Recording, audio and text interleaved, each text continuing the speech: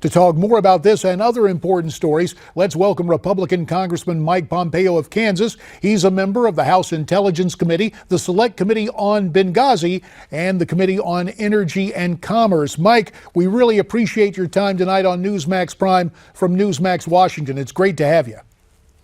Thank you, JD. It's great to be on the show. Thanks for having me on this evening. Mike, we will get to politics here at home a little bit later, but we have to get your reaction to the news coming out of Israel earlier today. As we understand it, so far 4 people killed, as many as 6 others wounded in a shooting at a crowded shopping mall in Tel Aviv. The Israelis say it's terrorism. They have at least 2 of the attackers in custody. Obviously a chaotic scene. We've heard all sorts of information. The attackers may have even been disguised as Orthodox Jews. What have you heard about what transpired in Israel earlier today? JD, I think the reports that you're citing there have it about right. It appears pretty clearly that these were Palestinian terrorists from Hebron who came to a cafe in Tel Aviv and just opened fire. There are at least 4 persons that have been reported killed. Another less than half a dozen, it appears, injured severely, and a handful more injured somewhat lightly. Another terrorist attack, another effort in the Middle East to destroy Israel and to take down the West. This is part of a pattern and practice that we've now seen play out with an administration that just refuses to understand that the risk of terrorism is real, not only in places like the Middle East, but in places like Florida and Arizona, where you served, and in Kansas, where I serve today. Mike, as I used to check my schedule card for Wednesday mornings in Washington on Capitol Hill, we'd have the Conservative Opportunity Society at 8 and then a House Republican conference at 9. I'm imagining you had that conference today because we're hearing reports that the Speaker stressed party unity behind closed doors, urging Republicans to close ranks behind Donald Trump. Is that in fact what happened, and what's your take on all of this? Well, JD, I try not to talk about what we do in conferences. You know that's supposed to be private. But I can assure you of this. The Speaker does, in fact, understand that the threat from Hillary Clinton as the next commander-in-chief and the President of the United States is enormous. It is something that no movement conservative, someone like yourself and like me, can possibly tolerate. And so we have got to rally around our nominee and successfully defeat Hillary Clinton come November. It's an imperative for the continuation of the Republic as we all know it. Lots to talk about tonight, Congressman Pompeo, and lots of calls coming in. Let's go to the phones at 1-877-NEWSMAX to Chicago and welcome Nick to our program. Hi, Nick. Hi, JD. I love your show. I love all the shows on Newsmax. Just great. No wonder the station is doing so well. Thank you, Nick. What's on your mind tonight? Yeah, I want to just make a comment about Trump and his comment about the judge. You know, judges sometimes make a decision on something, and sometimes it's very private, but it's really not that private because there are people who sit around there who are sometimes allowed to come in. I believe at the OJ trial, people are allowed to come in and observe. It's part of the system to make sure it's like an open, transparent system. And, business people like Trump, who've been in business for a long time in many businesses, you get sometimes compliments from a lot of people. Sometimes you get complaints. Some of the complaints go to the form of a legal action.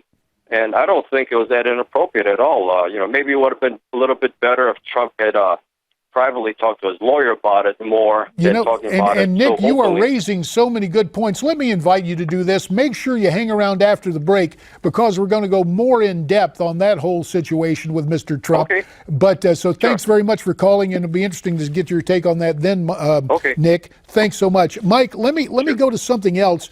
It seemed that last night, as the presumptive nominee, Trump really got on target dealing with some of the disputes that concern you and other members of the House. Let's look and listen.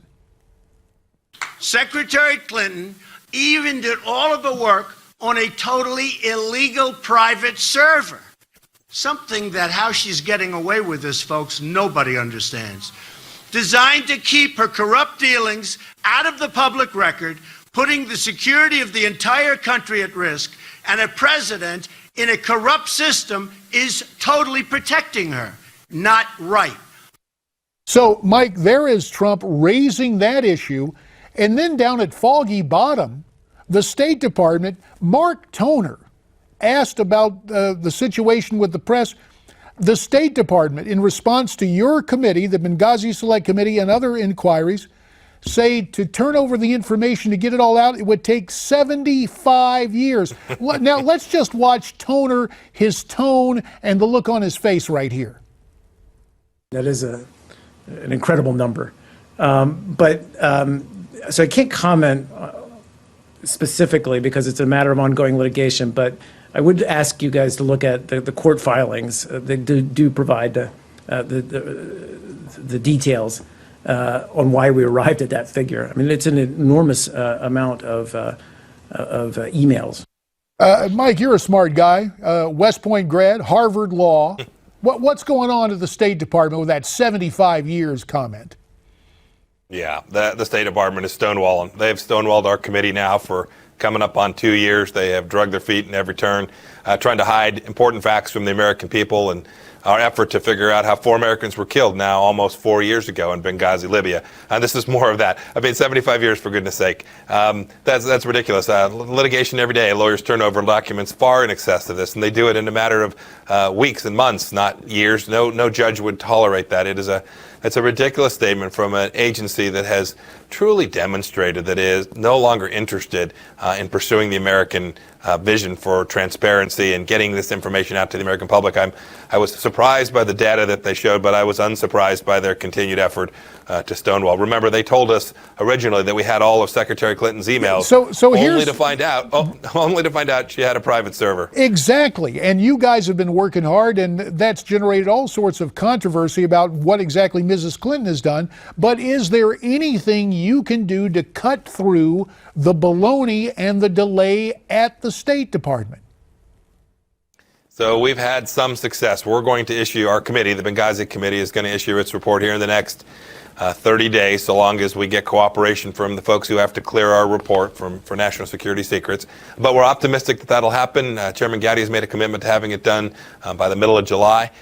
We were able to get some important documents, but our report will still be missing answers to a couple of pretty important questions that I simply suspect are going to take additional months and years of work to get our hands on. Mike, we got a couple of minutes left. We're looking for that report, and we know it's not going to take you guys 75 years to issue it. But let's talk about Iran. Former intelligence officer Colonel Derek Harvey was on this program last week discussing that suspicious payment Iran received from our government one day after it released 10 American sailors. Here's the Colonel's take on all of that. The timing is absolutely suspicious, and given the track record of the administration, it does look like there's a quid pro quo. So, Mike, you and others on Capitol Hill are trying to make a change. You're trying to figure out what happened. Fill us in the minute 30 that remains here. So, JD, I've been working desperately to try and get answers from the American people how it's the case that we could transfer $1.7 billion of U.S. taxpayer money to the Iranians within a handful of hours of the time that they released prisoners and make a straight-faced claim that those two events were disconnected. They clearly were not, and the administration ought to just say so. I'm concerned that there are additional payments pending, that there are other deals in the work. You saw the other day, we took off the hands of the Iranians some heavy water from their uranium enrichment process. We paid U.S. taxpayer money to do that.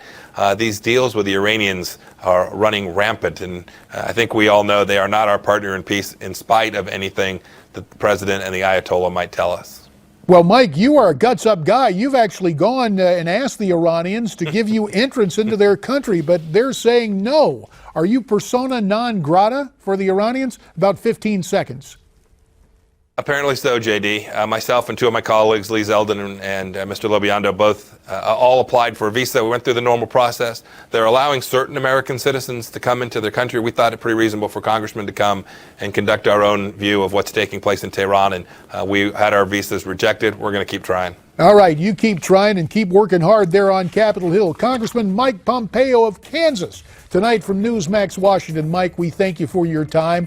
More coming up, so stay with us.